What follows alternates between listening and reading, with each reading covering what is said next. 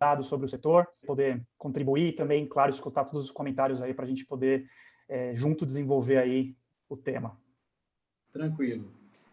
Então, é um prazer muito grande, Adolfo, estar aqui com você. Queria dar boa tarde a todos, né? E que nesta terça-feira também agradecer ao Brasil por estar nos ajudando nessa webinar, onde abordaremos assuntos relacionados às perspectivas de mercado de ovos e grãos. Eu sou Edivaldo, conselheiro do Instituto Ovos Brasil e vice-presidente administrativo da AVIP, Associação Avícola de Pernambuco. Queria, primeiramente, dar algumas mensagens aqui para quem está nos acompanhando, que esta webinar faz parte de uma programação da Semana do Ovo de 2020, onde o Instituto Ovos Brasil realiza há 12 anos, em parceria com seus associados, empresas do setor de comunicação. Desde o início do mês de outubro, que o Instituto Ovos Brasil está trabalhando na promoção das ações da Semana do Ovo, que este ano estão realizando durante todo o mês de outubro. É uma forma de colocarmos o ovo e seus benefícios em evidências por mais tempo. Agora eu queria apresentar Adolfo Fontes, que é um amigo nosso, uma pessoa brilhante, vai trazer excelentes informações para que a gente decisões. Ele é gerente global de inteligência de negócio da DSM. Ele apresentará análise atualizada sobre o mercado de ovos e grãos no Brasil, analisando as principais variáveis globais que têm influenciado nas cotações de grãos no país, além de tecer comentários sobre os possíveis cenários para os próximos meses. Outro assunto que será tratado é sobre o poder de compra do produtor ao valor comercial do ovo e de outras proteínas animais. Tudo bem, Adolfo, a palavra é sua, mas antes da palavra ser sua, eu queria dar dois recadinhos rápidos. Essa live estará sendo gravada e estará disponível no canal do YouTube do Instituto Ovos Brasil. E também queria pedir a todos que acompanharão durante essa 1 hora que a apresentação terá 2 partes, 30 minutos, trazendo 30 minutos, a gente vai trocar ideias e fazer algumas perguntas para você, e essas perguntas poderão ser feitas no chat. Com você agora a palavra, amigo. Vamos em frente. Muito obrigado.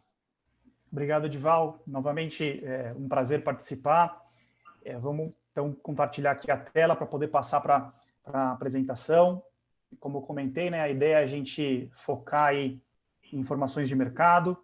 Vamos, a princípio, tentar trazer algumas informações de fundamento e, na sequência, a gente, claro, vai entrar aí numa discussão aí, vamos ter tempo para fazer isso, e a ideia é a gente discutir tudo com a maior calma possível. Vocês estão vendo a minha tela, só para confirmar?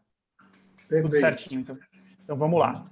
Bom, antes de tudo, eu só queria recapitular, né, fazer uma introdução aqui, tratando um pouquinho da parte econômica e um pouco também dos impactos da pandemia, não só na economia brasileira, mas nas principais economias do mundo, né, países consumidores e produtores de proteína animal.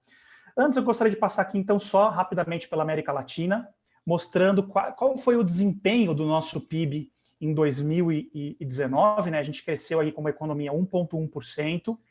Agora a gente tem como expectativa para esse ano uma queda de 5%. Aqui do lado direito, eu tenho aqui um gráfico do Banco Central, do relatório Focus, que eu acho que ele mostra um pouquinho do significado desse 5%. Mas lembrando que esse 5% já foi quase 7% em junho, né, que era a previsão de uma queda mais negativa para a nossa economia, ali no meados de junho, e agora a gente percebe que o cenário não está tão negativo quanto era esperado naquele momento, e sim, a gente percebe que esse PIB está cada vez menos negativo, hoje está na casa de 5%, muito por conta aí da produção agropecuária. A gente vai tratar um pouco das exportações e do efeito câmbio, não só nos nossos custos, mas também nas nossas receitas como economia, né? E a boa notícia é que para o ano que vem também tem melhorado as previsões para 2021, e hoje a gente está falando em algo em torno de 3,5% de crescimento para 2021. É claro que tudo isso é muito dinâmico, Aqui eu faço essa ressalva logo no início da apresentação, que muitos dos dados que a gente vai olhar aqui, dados que foram atualizados ontem, talvez hoje já não sejam tão atualizados, né, dado o cenário de volatilidade que a gente tem vivido aí nessas últimas semanas, mas mostrar que o país, Brasil, né, em comparação com seus pares aqui na América Latina, tem uma situação até interessante. Na América Latina como um todo, a previsão aí da Fitch é uma redução de 7,7% em média e uma recuperação de 2,8% no ano que vem. Quando a gente entra um pouco no assunto pandemia e qual é o impacto que isso traz para as economias no mundo, vou passar rapidamente aqui a introdução. É um dado aqui de um relatório bem interessante que está tornado público aí pelo Itaú BBA ali no LinkedIn, né? Todos podem também acessar os detalhes desse relatório, são sempre dados públicos que eu vou utilizar aqui nessa apresentação. O que ela mostra, né? Aqui no eixo da esquerda a gente tem um indicador, né? Um índice da economia. Então a gente vê que lá em janeiro de 2020, aqui na linha azul, a economia da China estava rodando aí na casa dos 100%. Lembrando que a gente tem o Ano Novo Chinês mais para o final do ano do mês de janeiro, a gente vê que a atividade econômica ali, nas vésperas do Ano Novo Chinês, estava ali em torno de 110%, o que é normal. E aqui que a gente tem no eixo da direita, número de 1.000 casos de mortes, né? 1.000 mortes do caso do coronavírus, né? Então a gente percebe que a gente tinha aqui um número de mortes bastante avançado desculpa, aqui não é 1.000, tá? Aqui é o número absoluto mesmo. Então o número de mortes aqui em laranja, chegando no seu pico em fevereiro de 2020. Em compensação, a economia cai aí para índices aí de 20% da sua capacidade no momento em que as mortes por coronavírus elas atingem aí o seu pico. O que aconteceu na China foi o controle aí, os dados aqui oficiais aqui do Itaú mostram, né, um controle da pandemia e, por consequência, uma recuperação em V da atividade econômica. E aí, é claro, você tem alguns momentos aqui, por exemplo, como a semana do feriado nacional na China, ali em outubro, então tem uma queda da atividade econômica, como todo feriado, mas depois uma recuperação. E hoje a gente pode dizer que tanto a pandemia quanto a atividade econômica na China, ela está rodando praticamente normal. Quando a gente olha a Europa, aí o número de mortes a gente vê claramente aqui a primeira onda, em laranja, e a gente vê uma segunda onda se aproximando na Europa. E aqui a atividade econômica em azul, a gente vê uma queda muito forte da economia na primeira onda, que foi em abril, né, um pouco depois do que na China.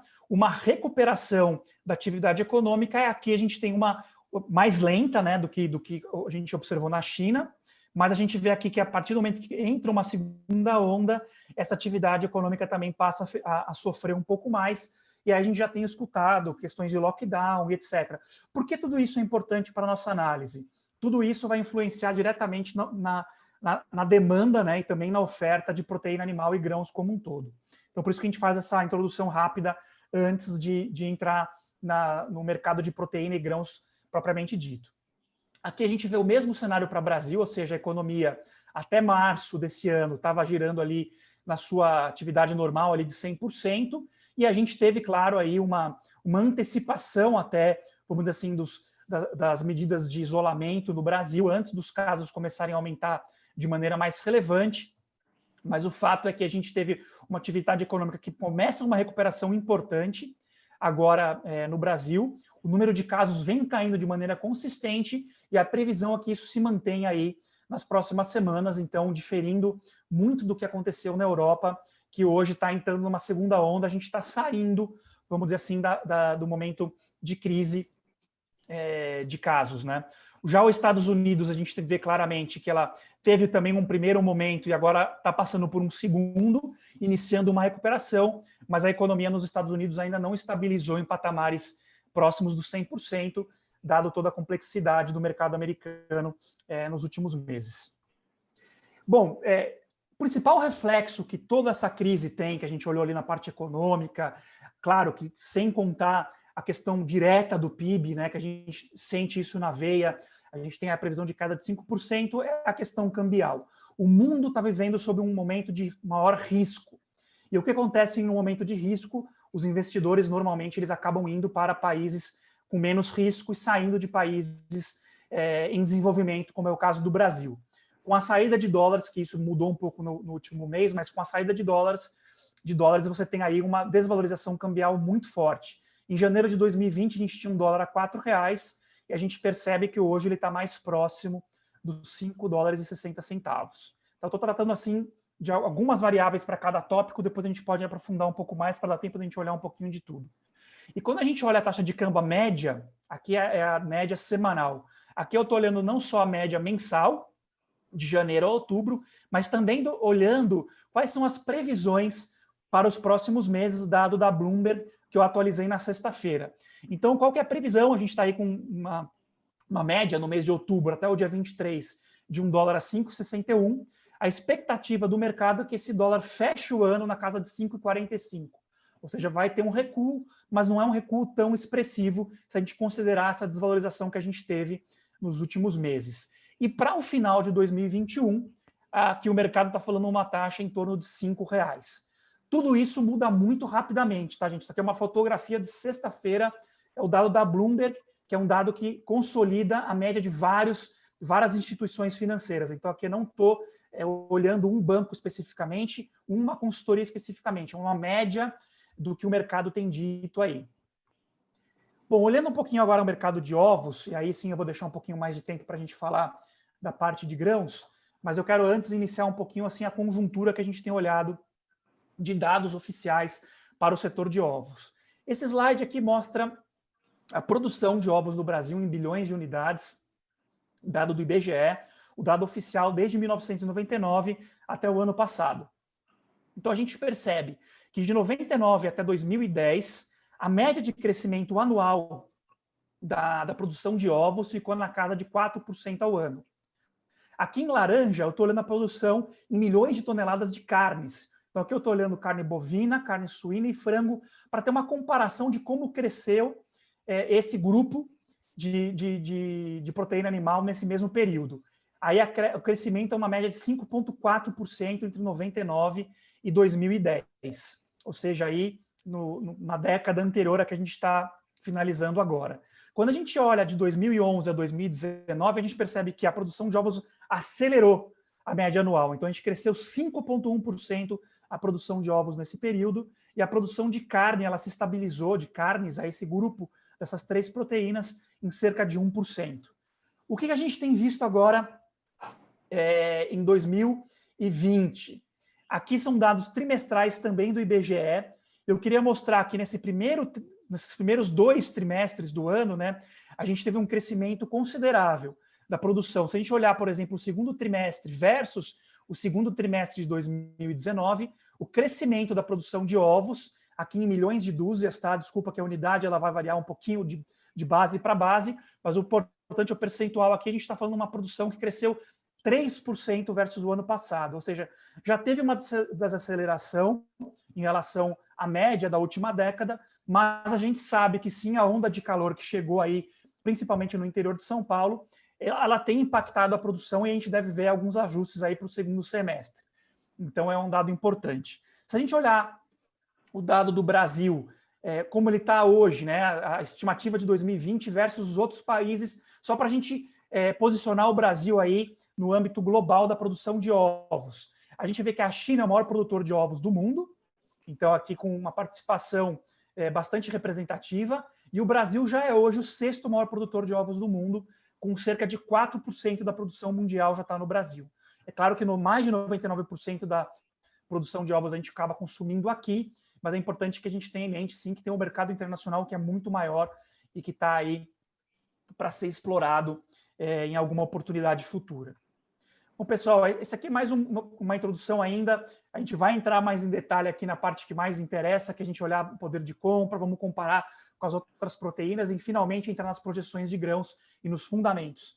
Mas aqui é só para um panorama de como está o nosso mercado interno, tá, gente? A gente não tem tantos dados disponíveis para ovos, mas a gente consegue também, além dos dados que a gente tem disponível para ovos, também usar um pouco do que a gente tem disponível das outras proteínas para consolidar aí algumas análises em relação à demanda interna. Então, quando a gente olha, por exemplo, o que está sendo esperado para a carne bovina esse ano, em 2019, a gente teve uma produção no Brasil de 10,2 milhões de toneladas. Para esse ano, a gente tem uma estimativa de crescimento das exportações, ou seja, o volume adicional de mais 236 mil toneladas. Porém, o mercado doméstico ele deve cair em 329 mil toneladas do seu consumo. E é por isso que a produção, aqui são dados da USDA, é claro que tem variações se a gente comparar com outros institutos, mas aqui está falando uma produção que cai 100 mil toneladas, ou seja, a gente cresce nas exportações, mas cai e cai de maneira relevante no mercado doméstico para a carne bovina. O mesmo cenário se repete para a carne suína, uma queda na produção do consumo doméstico e um aumento nas exportações. Somente a carne de frango que ela tem um crescimento no consumo doméstico e nas exportações. Ou seja, é um cenário de demanda ainda enfraquecida no cenário doméstico, mesmo com todas as ações que a gente viu econômicas, aí, como, por exemplo, o auxílio emergencial, que sim trouxe um apoio, um suporte para o consumo doméstico, mas mesmo assim as estimativas são de queda. Para o ano que vem, sim, a gente tem um aumento tanto para as exportações quanto para o consumo doméstico. Quando a gente olha os preços dos ovos, a gente tem aí alguns momentos interessantes nesse ano de 2020, né? Quando a gente teve aquele momento em março em que as pessoas saíram para estocar os produtos, e aí com uma preocupação muito grande em relação à renda, a gente não tinha uma claridade em relação a tudo que poderia vir a acontecer nos próximos meses. O preço do ovo aqui, a dúzia, tá? Eu estou falando aqui do atacado em São Paulo, ele passou os R$4. Então foi o pico do preço do ovo no Brasil, historicamente.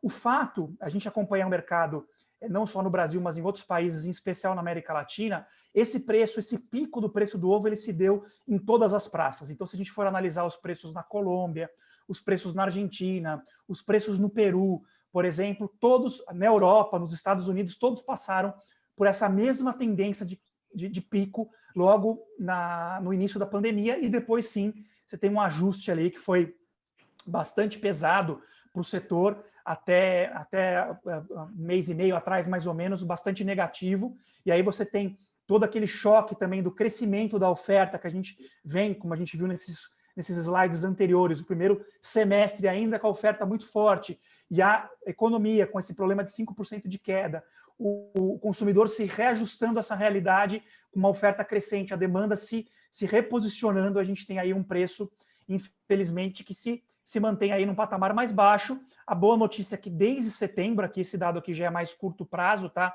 Aqui eu estou analisando as médias mensais. Aqui mais curto prazo a gente vê que em setembro ele começa uma estabilização e agora em outubro, sim, ele tem uma recuperação bastante significativa, que, é claro, não compensa o que tem acontecido no que diz respeito a custos, mas é uma análise importante para a gente dar uma olhada.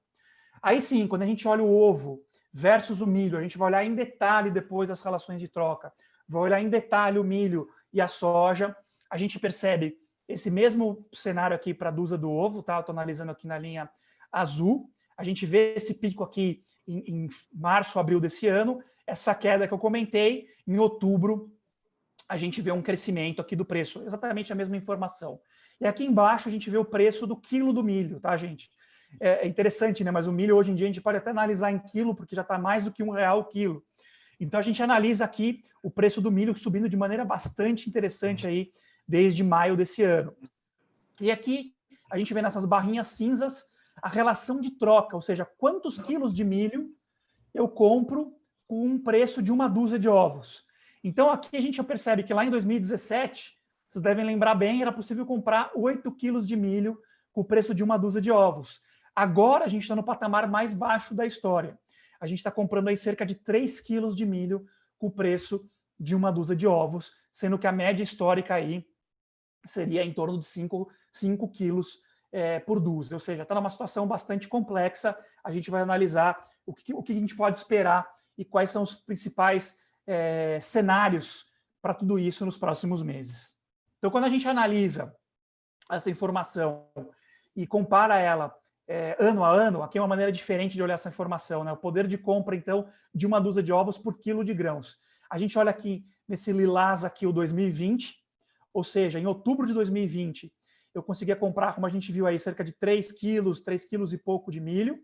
E aqui eu tenho as outras linhas que representam os outros anos. Como a gente viu, 2019 foi o melhor ano. E aqui, quando a gente olha em junho de 2019, por exemplo, a gente tinha ali o pico de quase 8 quilos de milho. E aqui, nessa linha listrada, a gente tem aqui a média dos últimos 5 anos, ou seja, a situação ela está realmente bastante negativa. E quando a gente olha para o farelo, é exatamente o mesmo cenário. 2020, aqui em lilás, a relação de troca da dúzia de ovos por quilo de farelo, a menor do patamar histórico e bem abaixo da média histórica. Uma outra maneira de analisar isso é a gente agora, antes de entrar mais em detalhe nos grãos, é analisar como é que está a competitividade da dúzia de ovos em relação às outras proteínas animais. Isso também é importante para a gente tentar analisar em que momento a gente pode esperar, talvez, uma recuperação do preço do ovo, dado que o ovo passa a ser mais competitivo de maneiras gerais do que as outras proteínas. Aqui a comparação é um pouco diferente, tem várias maneiras de fazer isso. O que eu escolhi aqui para trazer para vocês é o seguinte: quantas dúzias de ovos eu, consumidor, no atacado, consigo comprar com o preço de 1 quilo de carne bovina? Aqui é 1 quilo médio teórico, mas é o mesmo que eu uso em todo o histórico, então é uma referência. E a mesma coisa eu vou fazer para carne suína e para frango. Então, se historicamente, que essa linha aqui cinza, eu comprava cerca de 3 dúzias e meia de ovos para cada quilo de carne bovina, hoje eu consigo comprar 5. Ou seja, a carne de ovo está muito competitiva em relação às outras proteínas. Isso nos dá um indicativo de que a demanda ela deveria ser mais propensa a ir para o ovo, dado que o ovo está historicamente mais competitivo do que as outras proteínas. Em relação à carne suína, a mesma coisa. A gente vê que, historicamente, se comprava cerca de 2 quilos, 2,5 kg de carne suína, 2,5 kg de 2 dúzias e meias de ovos, com o preço de 1 quilo de carne suína, e hoje ele chega perto de 3,5. Ou seja, o consumidor ele compra muito mais ovos hoje com o preço da carne, a relação de troca, do que ele comprava no passado, historicamente. E a mesma coisa para o frango. A gente vê aí uma relação de troca hoje que está aí chegando perto dos 2. Ou seja, 2 dúzias de ovos pelo preço de 1 quilo de frango. Sendo que no pico do preço do ovo, e é por isso que ele não se sustentou também, você escolhia no mercado, ou você comprava 1 quilo de frango, ou você comprava 1 dúzia de ovos. E isso a gente vê que aconteceu historicamente pouquíssimas vezes. E sempre que isso acontece, na sequência você tem um deslocamento dessa relação de troca, e foi o que aconteceu em relação ao ovo também. O ovo caiu e o frango subiu. Essas são algumas maneiras de a gente olhar os possíveis cenários daqui para frente. Então eu vou entrar aqui na parte de grãos. Eu acho que é a parte que a gente quer dedicar aí um pouco mais de tempo. É claro que a gente vai também dedicar um tempo aí para as perguntas e respostas, mas eu quis passar um pouco daquilo que é os cenários hoje, quais são as informações que não são propriamente dito, a gente não está falando de projeções nem de análises aprofundadas, e simplesmente pegando os preços, pegando as informações disponíveis e plotando elas aqui em algumas análises para a gente ver de uma maneira histórica onde a gente está hoje em relação ao passado. Em relação aos grãos, eu acho que é muito importante a gente falar não só de Brasil, né? A gente tem que lembrar que o grão, tanto o milho quanto a soja que a gente vai analisar e o farelo, são commodities clássicas, ou seja, são produtos que são precificados muito no mercado internacional. A competição pelas essas commodities, elas se dão muito no âmbito internacional também. Então a gente vai analisar como é que está a relação de oferta e demanda e também de estoque no mercado internacional antes de entrar nos nossos fundamentos aqui no mercado doméstico para fazer a análise. Esse gráfico aqui, gente, lembrando que está sendo gravada a apresentação, vocês vão poder depois analisar com mais calma cada uma dessas informações, e são todas informações públicas que estão disponíveis aí nas plataformas internacionais. Essa aqui, por exemplo, eu peguei da USDA, que é uma maneira de a gente conseguir consolidar vários países numa mesma plataforma, numa mesma metodologia. E aqui eu estou analisando, então, a relação do milho. A gente olha aqui, por exemplo, na barrinha azul, a produção mundial de milho em milhões de toneladas. Então, a gente está falando de 1 bilhão de toneladas na safra 15/16. E aqui o consumo em 15/16 de 983 milhões de toneladas. A relação estoque-consumo em 2015/16, a gente está falando de 31%. Ou seja, o estoque termina a safra, o ano safra, com 31% de todo o consumo mundial. ou seja, a gente terminou em 2015 e 16, lembrando que o ano safra global ele vai de outubro a setembro, ou seja, ele acabou o mês passado e começou um novo ano safra, 2020 e 2021 agora em outubro. Então, a gente está falando de 15 e 16, ele termina o mês de outubro de 2016 com 31% do que foi consumido naquele ano. E quando a gente olha 2020 e 2021, ou seja, vamos ver 2019 e 20, que acabou agora, né, em setembro, essa relação estava 27%. E se a gente projeta isso para mais um ano, dado as projeções que tem de produção e consumo, esse estoque consumo está mais apertado ainda, ele fica com 26%. Aí a gente consegue ver essa mesma situação também em âmbito global. Então aqui, por exemplo, nos Estados Unidos, o maior produtor de milho do mundo, a gente percebe aqui a produção dos Estados Unidos em 18, 19, 19, 20 e as projeções aí para 20 e 21. O que é importante dizer? O ano passado, a gente teve duas questões dos Estados Unidos que fez com que a produção caísse de maneira bastante importante. Primeiro, um desestímulo, né, para a produção via preço, né? A gente sabe que, com a questão da guerra comercial, os preços internacionais futuros, principalmente, já davam sinalização de que as margens seriam mais apertadas nos Estados Unidos, mas principalmente por questões climáticas que afetaram a produção americana em 19 e 20. Para esse ano, saiu uma nova projeção agora de 373 milhões de toneladas. Porém, essa projeção no começo das projeções, das estimativas, estava em 400 milhões de toneladas. Ou seja, a cada nova publicação do USDA, por questões climáticas também, essa produção tem que se tornado menor. O fato é que quase 80% da safra já está colhida nos Estados Unidos, então dificilmente isso vai aumentar ou diminuir daqui para frente. Já está consolidada a safra americana, então a tendência é que se mudar, pode mudar, claro, mas mudar pouca coisa. Enquanto isso, o consumo aumentou, não de maneira tão relevante, mas aumentou versus o ano passado, mas as exportações americanas subiram e subiram bastante. Isso é um outro fato importante. Lembrando que a gente está falando de um mercado que é o maior produtor de milho do mundo e agora na janela 2020-21 é onde a China vai se abastecer. Então a gente vai falar sobre isso, né? A gente hoje no Brasil, claro, a gente ainda tem a safrinha, está exportando milho, mas não tem mais soja, a gente vai falar de soja depois. O segundo semestre, que é a safra americana, a gente tem toda essa janela de exportação americana no mercado global e a China puxando cada vez mais não só soja, mas milho. E aí você vê que o estoque americano ele não se repõe, dado todo esse cenário que a gente comentou agora.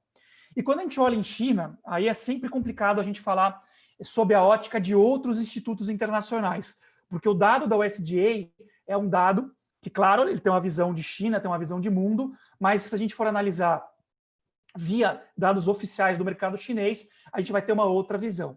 Então, o que a gente vai olhar aqui? A produção chinesa estabilizada, a questão do consumo também praticamente estabilizada, mas a China mudou a sua postura de compra de milho esse ano.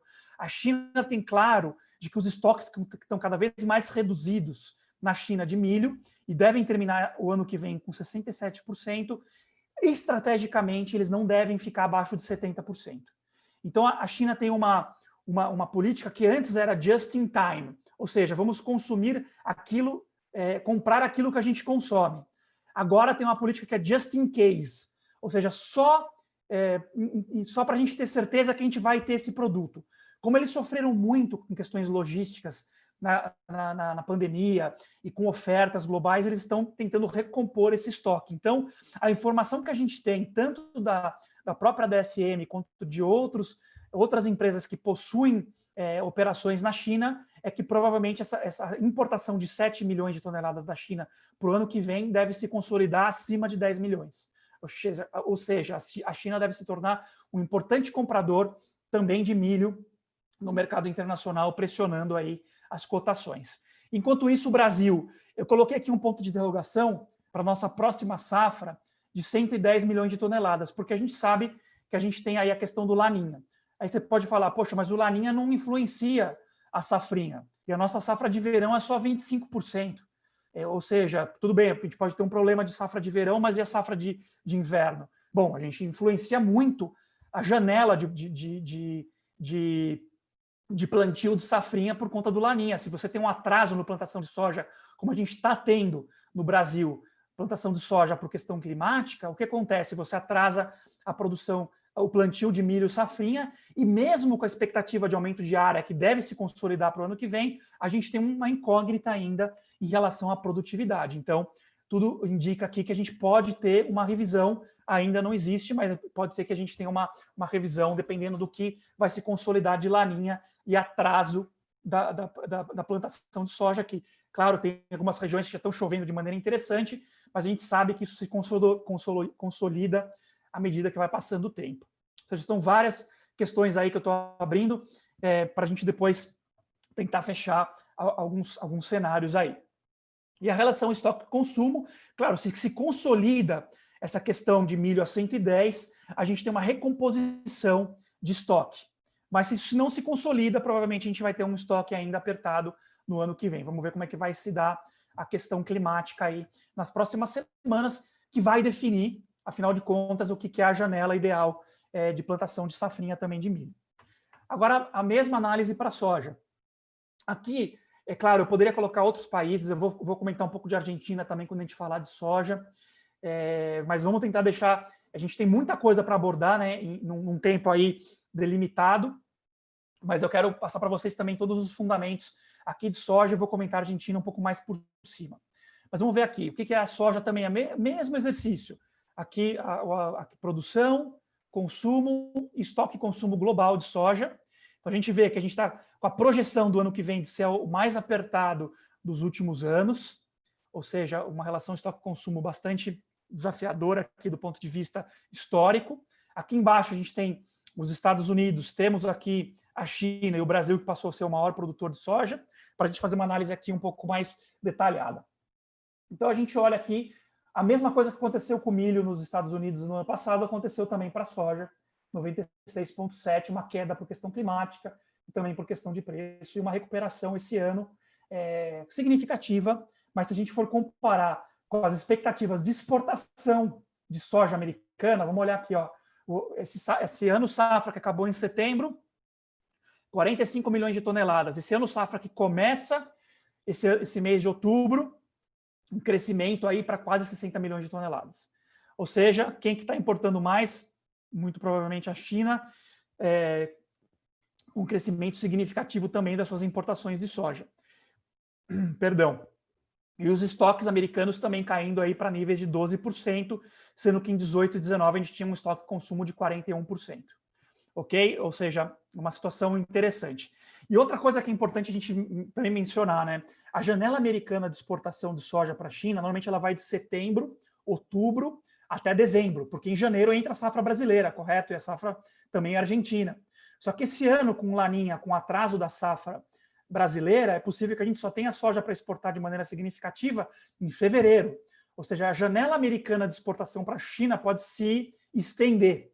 E com isso, o aumento das exportações, a gente pode ter um maior aumento das exportações americanas para a China e um estoque mais apertado ainda americano de soja para essa próxima safra. Então a gente tem que acompanhar isso, por isso que eu falo que tem muita informação, e são as variáveis que vão influenciando dia a dia essas estimativas. A questão climática, claro, vai se consolidando um cenário de laninha, mas a gente não tem ainda uma confirmação do grau de agressividade desse fenômeno que a gente vai ter aqui na América do Sul.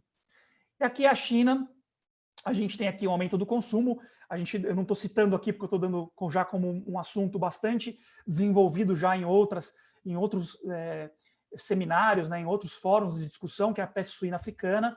A gente sabe que a China tem um trabalho ali bastante importante de recomposição do rebanho, depois de ter tido uma queda brutal do rebanho em 2019 e também agora em 2020 começa essa recuperação. Então, o consumo, né, de farelo, de milho, aumenta também de maneira significativa. E quando a gente vem para o Brasil, aqui eu também deixei um ponto de interrogação. Eu acho que a gente está falando em 133 milhões de toneladas de soja para o ano que vem, pode ser que diminua um pouco.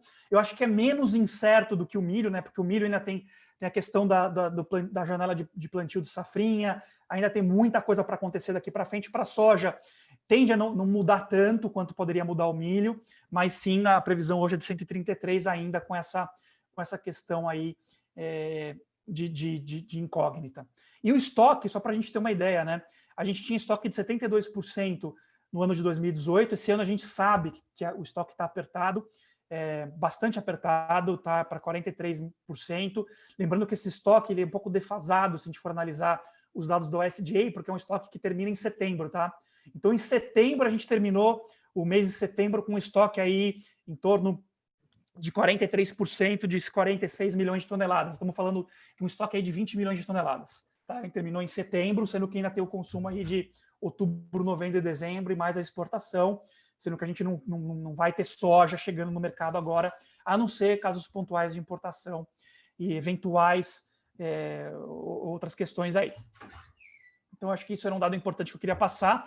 E se esse cenário se consolidar, mesmo que ele se consolide nesse patamar alto, a gente ainda vai ter estoques apertados para o ano que vem. Então, isso é importante dizer. Então, mesmo com esse aumento da produção, mesmo com uma exportação não tão alta quanto a gente teve esse ano, a gente pode ter ainda um estoque apertado para o ano que vem. Aqui é o preço em Chicago, tá, gente? Que eu acho que a gente...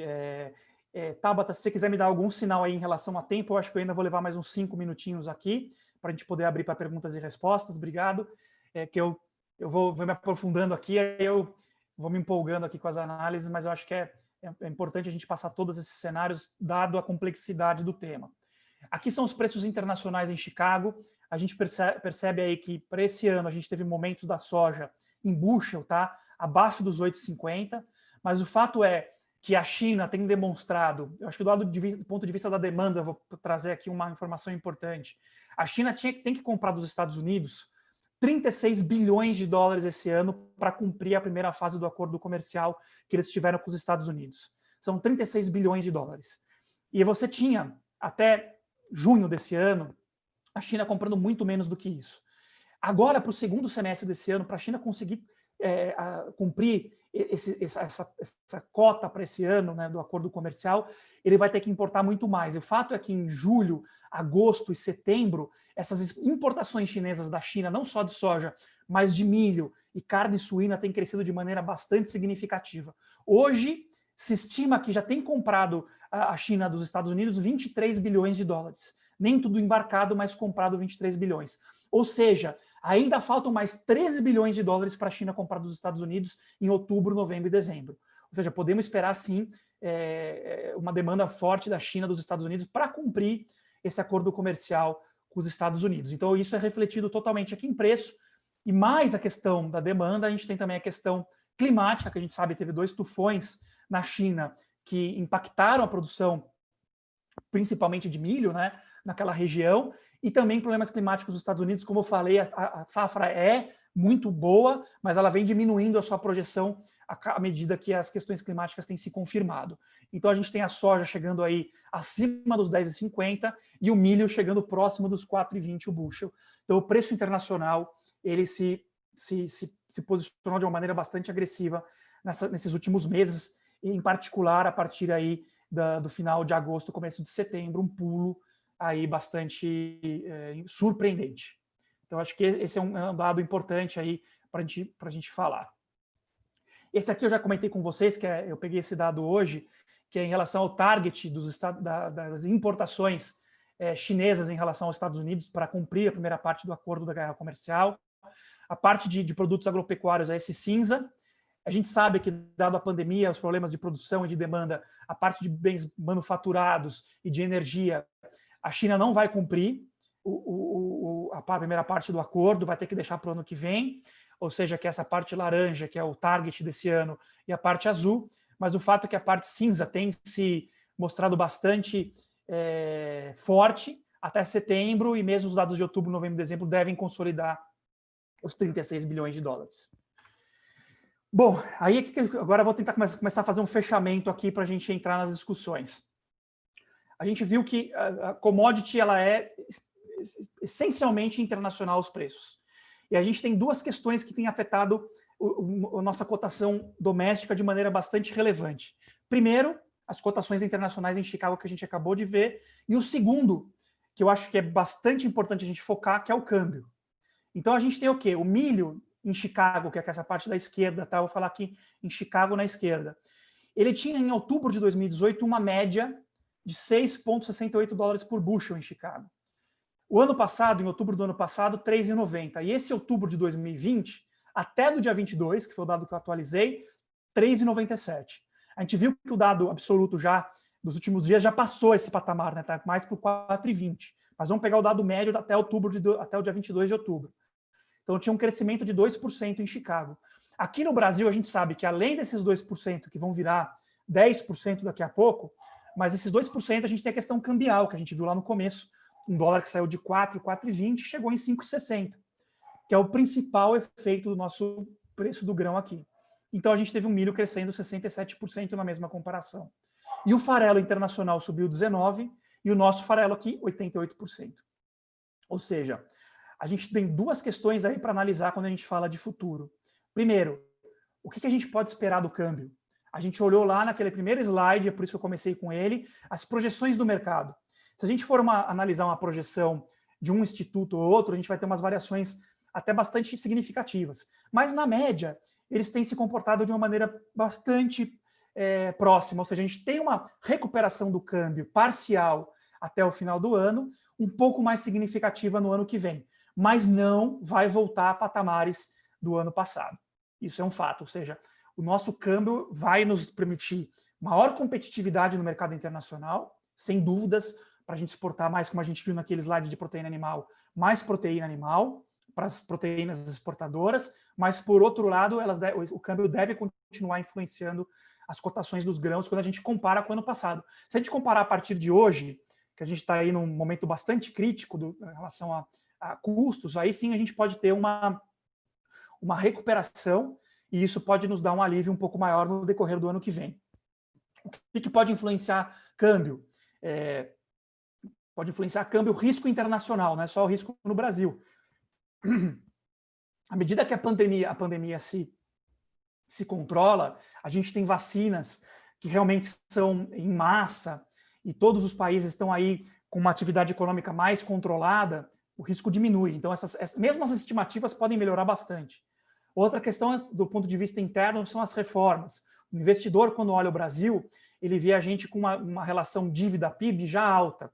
A gente, com esse aumento que a gente teve de gastos por conta da pandemia, e um aumento significativo por conta de ações necessárias, como, por exemplo, os gastos emergenciais, etc., a gente tem um aumento da relação dívida-PIB. Esse aumento da relação dívida-PIB, o que o investidor fala? Poxa, eu vou olhar para o Brasil com mais desconfiança do que eu tinha antes.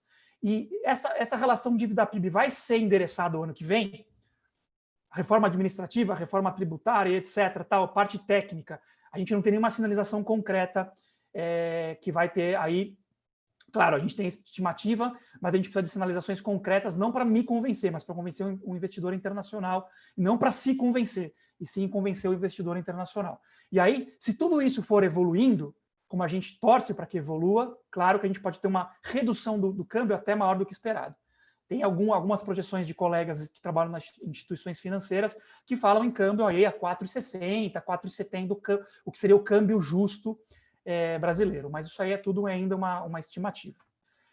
Aqui, para a gente encerrar, olhando um pouquinho aqui os dados de exportação, a gente vê que, como todos têm acompanhado, a soja tem crescido bastante, né, esse ano. E lembrando que a gente fala, não tem soja no Brasil, né? Só até as 3 primeiras semanas de outubro foram exportadas 2 milhões de toneladas de soja. Então tem soja. É claro que não está disponível em todas as regiões e não está da maneira que a gente precisa disponibilizar para todos, mas se exportaram 2 milhões de toneladas de soja nas primeiras 3 semanas, 4 semanas, se pegar os 2 primeiros dias úteis de outubro. Aqui o milho não, o milho já está com uma exportação um pouco menor do que o ano passado, mas ainda acima do histórico anual. Bom, gente, eu acho que eu vou encerrar por aqui, somente com uma informação importante também aqui em relação à soja, em especial, que eu acho que é um ponto de atenção. Quando a gente olha as vendas antecipadas, que também é outro ponto bastante polêmico aí, né?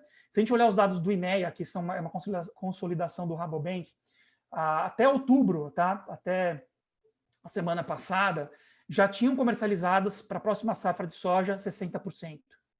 ou seja, já está vendida essa soja, que começou a safra agora, né, a plantar. E a gente tem aí algumas regiões com plantio ainda bastante crítico. Quando a gente olha a área plantada no Mato Grosso, até o dia 10 de outubro, mais ou menos, você tinha aí cerca de 5% da área plantada, sendo que o histórico das cinco últimas safras, a gente está mais perto aí dos 15%, 20%. Ou seja, tem um atraso. É claro que dependendo das chuvas nas próximas semanas, a gente já vai ter uma recuperação. O Rio Grande do Sul, até a semana passada, dados mais atualizados, ainda estava com 5%, mas começou a chover não tanto no centro do estado, mas nas regiões de fronteira. Então a gente tem aí uma expectativa aí de talvez um desenvolvimento maior nas próximas semanas. Temos que acompanhar muito de perto, porque, como a gente falou, né, isso pode mudar diariamente. Bom, eu espero que não tenha sido muita informação aí para mais confundir do que informar. A intenção é sempre passar as informações da maneira mais detalhada. Como eu falei, são informações públicas, todos podem aí, à medida que achem necessário, começar a seguir essas informações também nessas fontes que eu destaco aqui. Em todos os slides tem a fonte que eu utilizei para buscar isso. E aí eu deixo totalmente aberto aí para o Edival e para a audiência fazer as perguntas. E, na medida do possível, eu vou tentar deixar minha bola de cristal aqui do lado também para ver o que a gente consegue responder e contribuir aí para a estratégia dos nossos espectadores e internautas aí. Muito obrigado, espero que não tenha falado tão rápido. Valeu, um abraço aí, fico à disposição.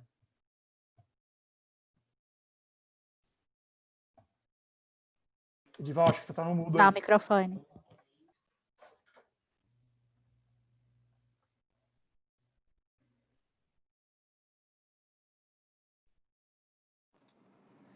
Muito bem, Adolfo. Brilhante apresentação, a gente agradece muito suas informações, porque é exatamente com uma boa informação que a gente consegue tomar a melhor decisão. Então, eu queria também informar a todos que estão nos acompanhando, que façam as perguntas aí no chat, aí ao lado, para que a gente possa interagir um pouquinho e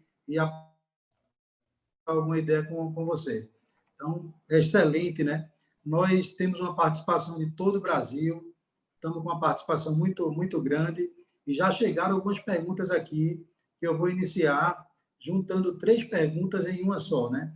Que vai começar a ter as saias justas, viu, Adolfo? Vamos começar a trazer alguns pontos interessantes. Mas, com relação com o seu conhecimento de mercado,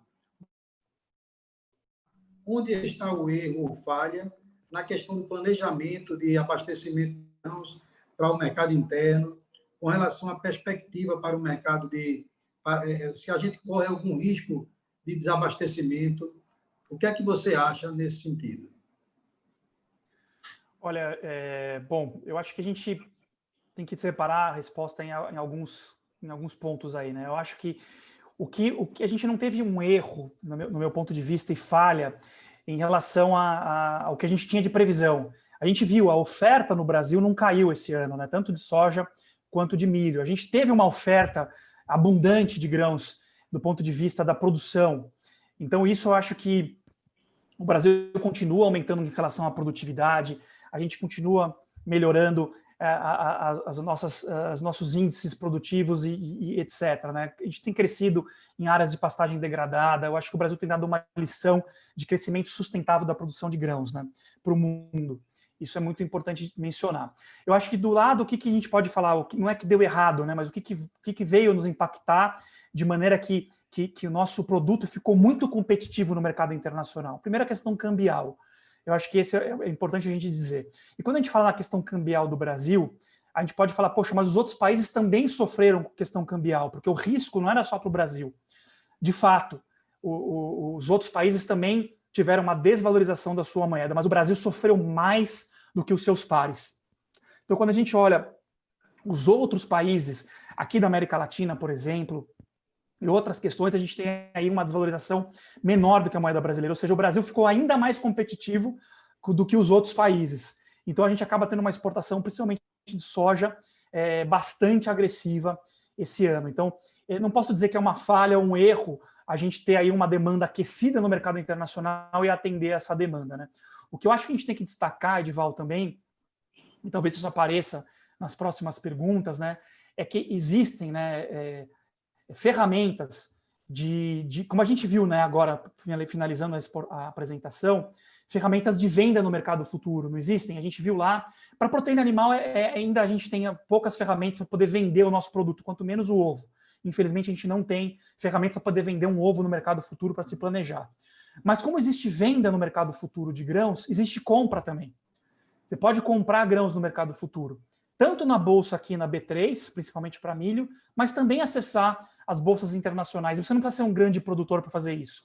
Existem as pequenas corretoras, existem pessoas muito sérias trabalhando com esse tipo de assessoria e que te fazem aí uma situação também e não é especulativo, você tem grande parte do seu custo indexado em dólar, em commodity, então você pode sim antecipar alguma coisa, talvez assim, o que pode dar certo nas próximas, as lições aprendidas, né? Porque o que passou, passou. Mas quais são as lições aprendidas? A gente pode talvez se atentar, se informar mais dessas ferramentas. Tanto o produtor de grão vende, a gente pode também comprar, do ponto de vista da proteína, milho, soja, farelo, e nos posicionar de uma maneira um pouco mais conservadora, tá? Porque às vezes a pessoa fala, não, eu sou conservadora, não gosto de mexer com o mercado futuro. Daí eu costumo dizer, olha, você é o mais agressivo que existe, porque a pessoa que está aos ventos do mercado, o mercado nos leva para qualquer lado, né? Muita coisa a gente controla os nossos custos, controla a nossa tecnologia, os investimentos que a gente faz em tecnologia quando a gente está em bons momentos, e a gente sabe que esse mercado ele sobe e desce, né? A gente sempre aprende que tem anos bons e anos ruins, né? Então, eu prefiro falar um pouquinho mais das lições aprendidas, do que a gente pode aplicar daqui para frente. Bom, vou abrir espaço para a próxima pergunta aqui. Temos muitas perguntas, né? Temos aqui uma pergunta de Sérgio Gomide, onde ele te questiona com relação ao primeiro semestre. Você vê, nesse período, preços melhores? Primeiro trimestre de 2021, né? O que é que você acha? De grão, olha, né? Eu acho que assim, se a gente for analisar daqui até o final do ano, são poucos os fundamentos que nos ajudam. A gente não tem nenhuma safra chegando, né? A gente viu que a soja vai atrasar ainda mais. Então, ou seja, é bem possível que a gente tenha soja só no final de janeiro, começo de fevereiro. Eu não tenho escutado ninguém falando em soja em dezembro. É mais para o final de janeiro, começo de fevereiro. Milho também a gente não vai ter. Eventualmente, alguma importação chegando dos Estados Unidos. A gente sabe que tem aí uma janela de 15 a 20 dias para o grão de lá chegar até aqui. Infelizmente, talvez tenha tido um atraso para liberar essa tarifa de importação, então chegou um pouco tarde, talvez bem-vindo, mas talvez um pouco tarde do ponto de vista de poder amenizar essa questão já nesses trimestres. A gente sabe que os custos também estão altos, então eu acho que a gente fazendo a conta, a paridade de importação não nos traz aí questões aí muito significativas de redução de preço, talvez controle um pouco essas altas, talvez a gente consiga ver um preço mais controlado aí nos próximos meses. E se a gente não tiver uma queda do câmbio, que não está prevista de maneira significativa para esse trimestre, ou de queda do preço internacional, que também não está previsto no primeiro trimestre, dificilmente a gente vai ter um preço mais baixo. Claro, primeiro trimestre como um todo, analisando a entrada da nossa safra, talvez uma questão internacional já um pouco menos tensionada do ponto de vista de pandemia, economia, menos risco, câmbio mais controlado, sim, a gente pode ver os preços um pouco mais interessantes do ponto de vista de compra, porque a gente vai ter oferta, coisa que a gente não tem hoje.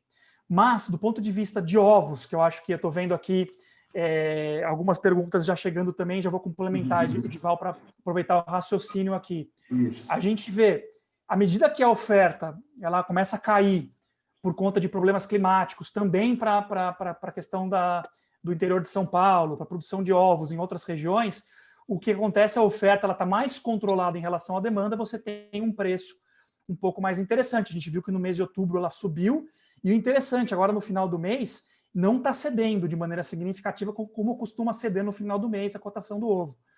Então, eu acho que é aí, né, a gente tem que olhar aquilo que está em relação à oferta à demanda, né, se adequar à realidade, porque senão o preço ele vai ficar realmente, se a gente tiver mais oferta do que demanda, eu acho que ninguém ganha dinheiro em nenhum segmento com produto sobrando, né?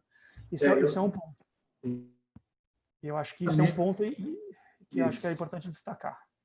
O que Diogo Ito está perguntando, né? Considerando esses preços atuais, o que seria o preço atual de insumos, né? Daria para prever como é que ficaria os preços de ovos para 2021? Mais ou menos o que você falou um pouco agora. Olha, eu prefiro comentar talvez um pouco da relação de troca, que eu acho que é o mais, é o que vai afetar mais, né, o nosso negócio, né? Só recapitulando, a gente viu que o milho, por exemplo, hoje a relação de troca está entre 3 e 3,5. Para ela ficar mais saudável, ela tem que chegar ali perto dos 4,5, né? A dúzia de ovos em relação ao quilo do milho. Claro que cada região tem uma cotação específica. Eu acho que somente nesse patamar, talvez possa trabalhar um pouquinho abaixo dos 4,5, um pouco mais próximo dos 4, mas nunca perto dos 3, 3,5 como está hoje, né? Eu acho que tanto o milho vai ter que recuar, quanto o ovo subir, e o mercado ele vai se equilibrar, ele costuma se equilibrar, né? Eu acho que a gente vai olhar isso daqui a alguns meses e falar, poxa, olha, o mercado, aquela questão da mão invisível, né? Tanto porque a oferta ela tende a baixar, porque o produtor não está aguentando produzir com essa situação de hoje, não aguenta vender no preço que está sendo vendido, e o preço do grão também, vai chegar em algum momento que não vai ter ninguém para comprar por esse preço. Se não tem ninguém para comprar, começa a cair o preço. Então, ela começa a se reequilibrar. E a gente sabe que, historicamente, esse ponto de equilíbrio está mais entre os 4, 4,5, em alguns momentos até 5, para que a gente tenha aí aqueles ventos favoráveis, né? E nesses momentos de ventos favoráveis, vamos se lembrar, investir em tecnologia, não só em termos de nutrição, que eu acho que é importante a gente também, né? Não estou fazendo aqui nenhum ponto forçado, mas eu acho que é importante destacar, né?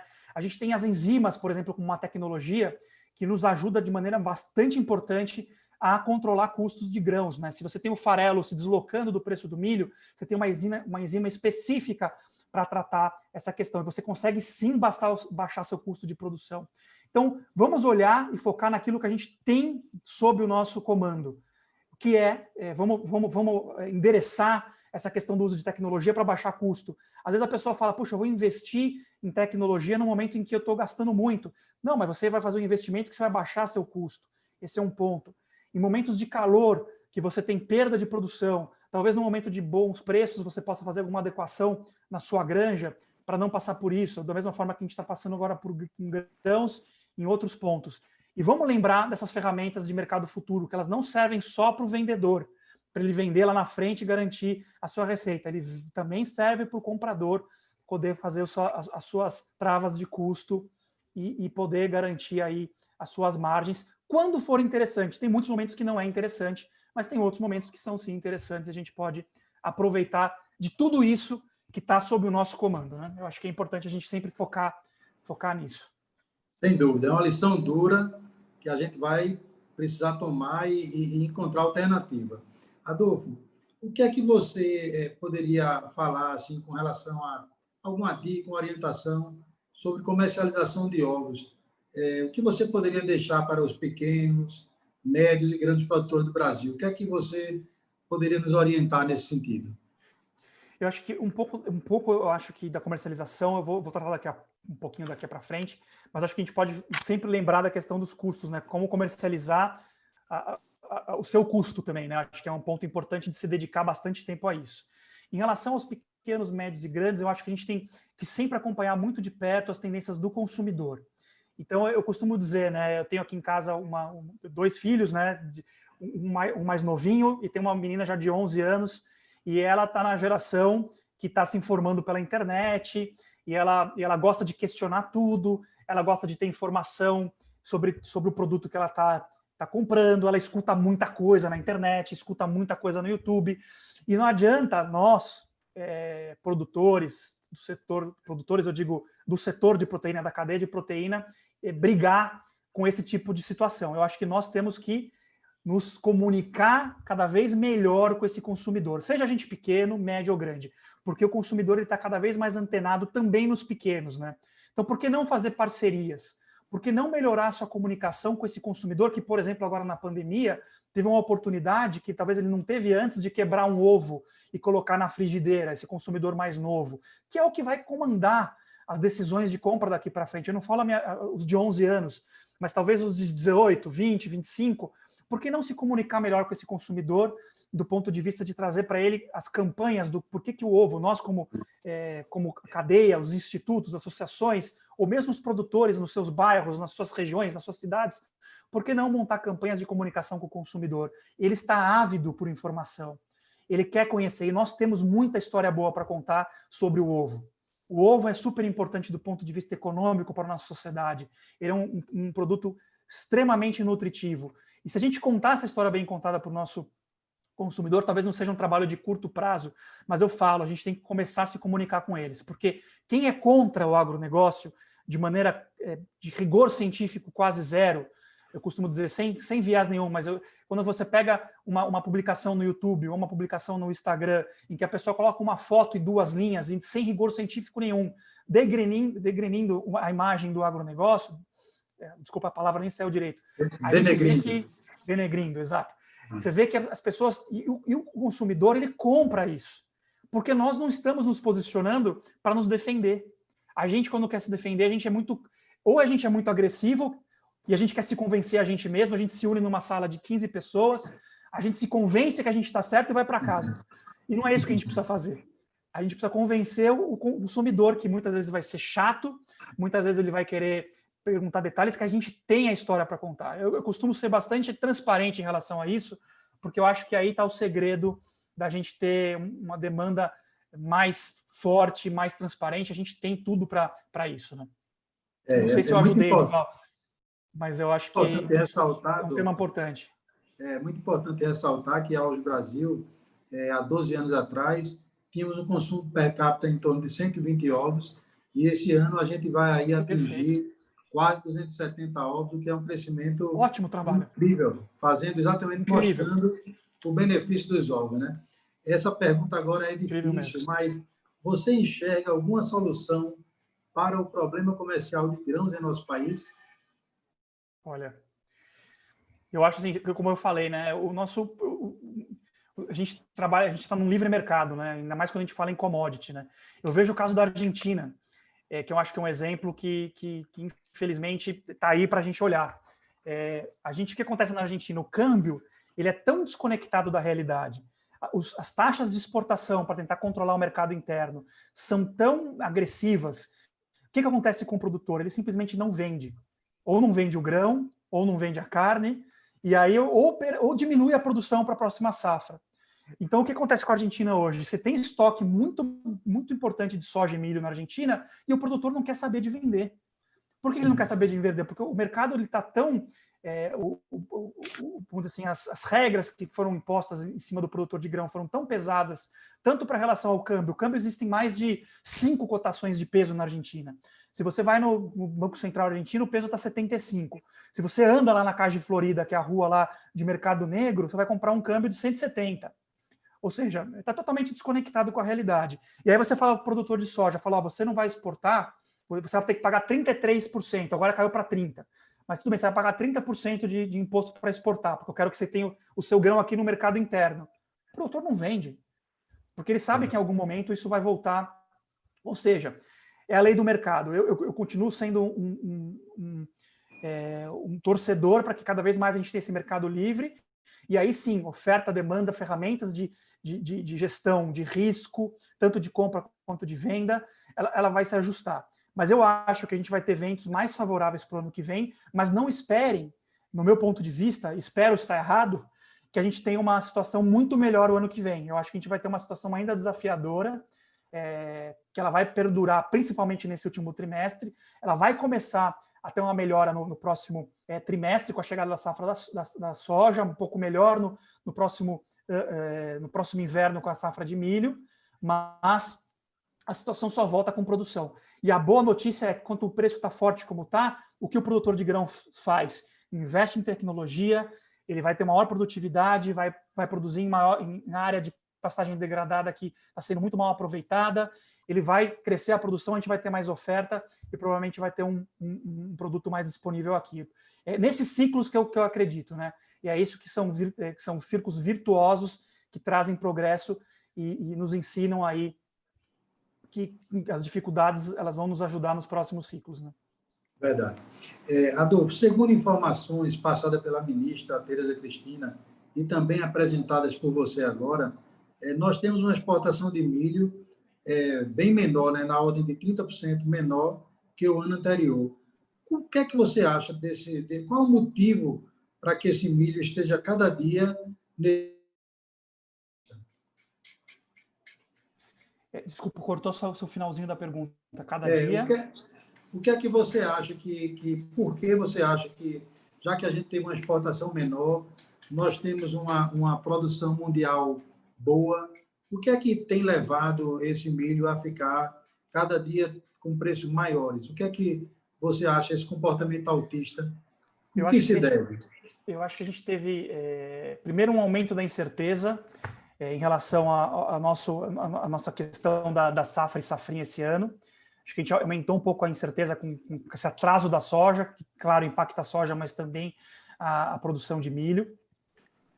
A questão cambial, sem dúvida nenhuma, também influencia, mas eu acho que descolou um pouco a soja e o milho essas últimas 2 semanas, principalmente pela sinalização da China, e aí, claro, comprando dos Estados Unidos nesse momento, de que ela vai fazer um estoque de milho, aquela questão que eu estava comentando, né, eu sei que é uma expressão em inglês, mas do just in time para o just in case, que é em vez de comprar aquilo que eu preciso, eu vou me assegurar que eu tenho estoque o suficiente para passar qualquer crise em relação à logística possível por conta de pandemia ou qualquer outro problema. Acho que essa sinalização que a China vai se tornar um grande importador de milho também, ela trouxe um desequilíbrio. Então, hoje, por exemplo, eu estava analisando os dados lá em Chicago.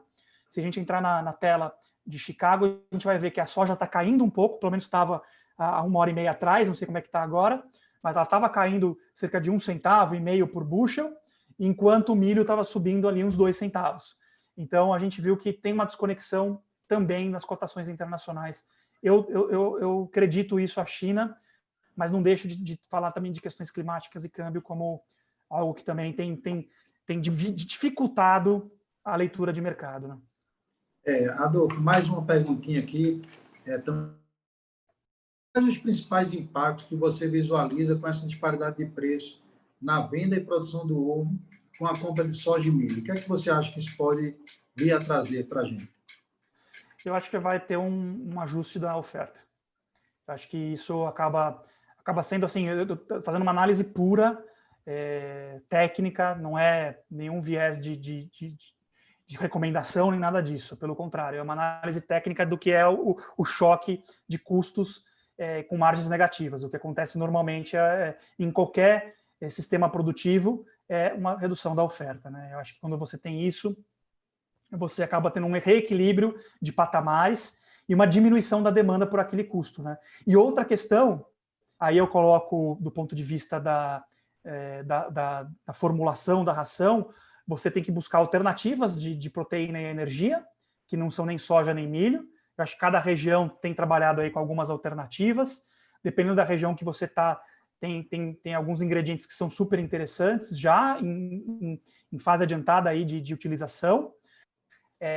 Então, existem alternativas, a soja e o milho. E você também tem as tecnologias, como as enzimas, por exemplo, eu comentei, que talvez seja um momento de aumentar a utilização desse tipo de tecnologia para diminuir custos.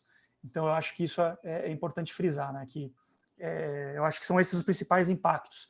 Aumento de tecnologia, adequação, se reinventar em relação a outros custos, né? Então, as pessoas acabam se readequando e você acaba diminuindo um pouco o tamanho da sua produção por conta das margens mais negativas.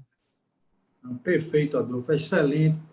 Todas as suas recomendações, seus comentários são realmente brilhantes. Eu acho que a gente vem passando aí por um momento de muita reflexão e, como eu havia falado antes, a gente vai precisar ter muita compreensão e conhecimento que vai ocorrer para que a gente tenha responsabilidade com o que a gente faz. Né? A gente produz o melhor alimento que existe, que é o ovo, e a gente vai ter que ter esse carinho e esse cuidado especial para que essa atividade tão importante ela consiga ter realmente o valor que merece, consiga ter o fornecimento para os consumidores de forma tranquila, equilibrada e com muita responsabilidade. Eu queria realmente agradecer muito a a sua apresentação. Queria agradecer a participação de todos, porque a gente está com um número bem interessante de participantes e queria, com isso, deixar você fazer as suas considerações finais.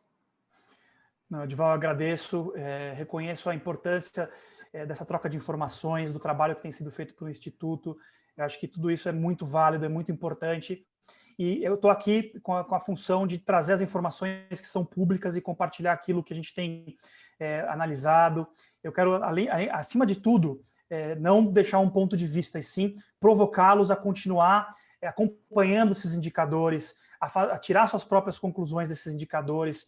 Me coloco à disposição aí do Instituto e de todos vocês aí para que a gente possa trocar ideias. Eu acho que só compartilhando conhecimento a gente vai conseguir crescer de maneira conjunta, né? Eu acho que o conhecimento ele tem que ser compartilhado. Coloco mais uma vez à disposição e reforçar isso, né? A minha intenção aqui não é trazer um ponto de vista, e sim tentar trazer uma leitura dos dados que são públicos e deixar para vocês aí essa provocação de continuar acompanhando esses dados e ir atrás desse tipo de informação e quais são as ferramentas de custos que eu comentei com vocês, para que a gente cresça aí como setor e tenha aí um agronegócio brasileiro cada vez mais pujante, como sempre foi. E eu acho que é um momento difícil, mas a gente vai, sem dúvida nenhuma, sair aí mais fortalecido para os próximos ciclos aí. Agradeço de coração a oportunidade e me coloco à disposição. Perfeito, Adolfo. Muito obrigado. Eu, em nome do Instituto Agro Brasil, de nosso presidente Ricardo Santin, agradecemos a todos os presentes, ouvindo e debatendo sobre esse tema que merece todas as nossas atenções, nesse período conturbado que estamos vivendo. Então, muito obrigado a todos, muito obrigado a você, especialmente, e vamos em frente. Grande abraço. Obrigado a todos. Obrigado.